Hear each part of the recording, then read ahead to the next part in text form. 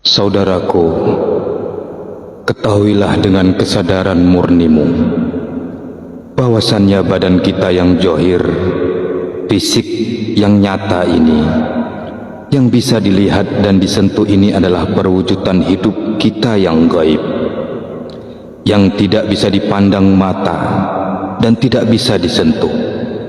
Untuk bisa melihat dan menyentuh hidup kita yang gaib itu, diperlukan bayangannya hidup tersebut, yaitu badan kita yang johir fisik nyata ini.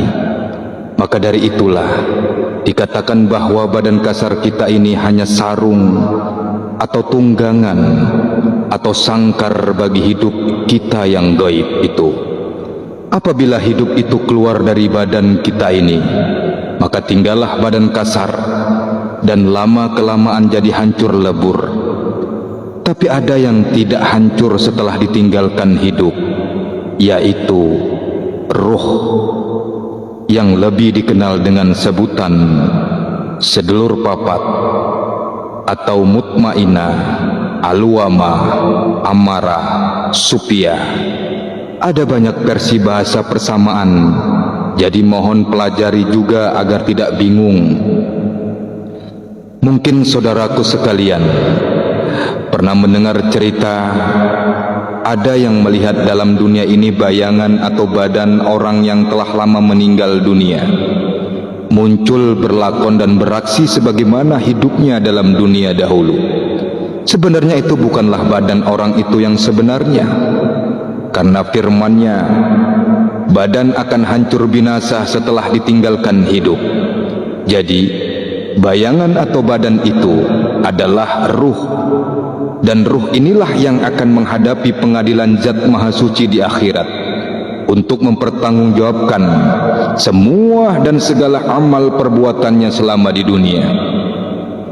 Itu sebab disebutkan bahwa diri kita ini terdiri dari 3 unsur. Unsur badan kita yang berasal dari tanah dan akan mengalami proses hancur jika ditinggal hidup kita.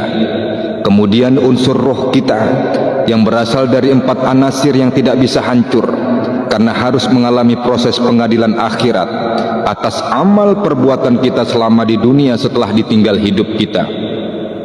Unsur roh suci atau roh kudus atau hidup kita yang berasal dari Zat Maha Suci dan akan kembali kepada Zat Maha Suci tanpa proses apapun. Dan 3 unsur inilah yang saya sebut jati diri atau diri sejati. Untuk itu saudaraku, istilah kata jati diri atau diri sejati berarti mencakup 3 unsur tersebut, yaitu raga atau wujud dan 4 anasir ruh serta hidup roh suci. Setiap orang hendaklah mengenal akan jati diri atau diri yang sebenar-benarnya diri, yaitu yang 3 tersebut di atas, agar supaya tidak mensia-siakan kehidupannya selama di dunia fana ini. Karena kehidupan kita bukan hanya di dunia ini saja, melainkan akan berkelanjutan ke akhirat nanti, dan dunia akhirat itu kekal abadi, tiada ujung dan berakhirnya.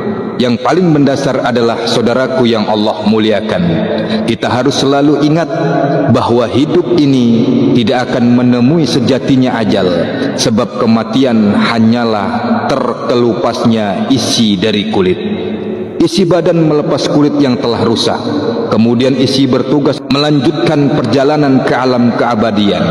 Hanya raga yang suci yang tidak akan rusak akan mampu menyertai perjalanan isi, sebab raga yang suci berada dalam gelombang Zat Ilahi yang maha abadi. Maka dari itu, jangan terputus dalam lautan menembah kepada Allah agar supaya menggapai peleburan tertinggi, lebur dening pangas putih, yaitu raga dan jiwa melebur ke dalam cahaya yang suci.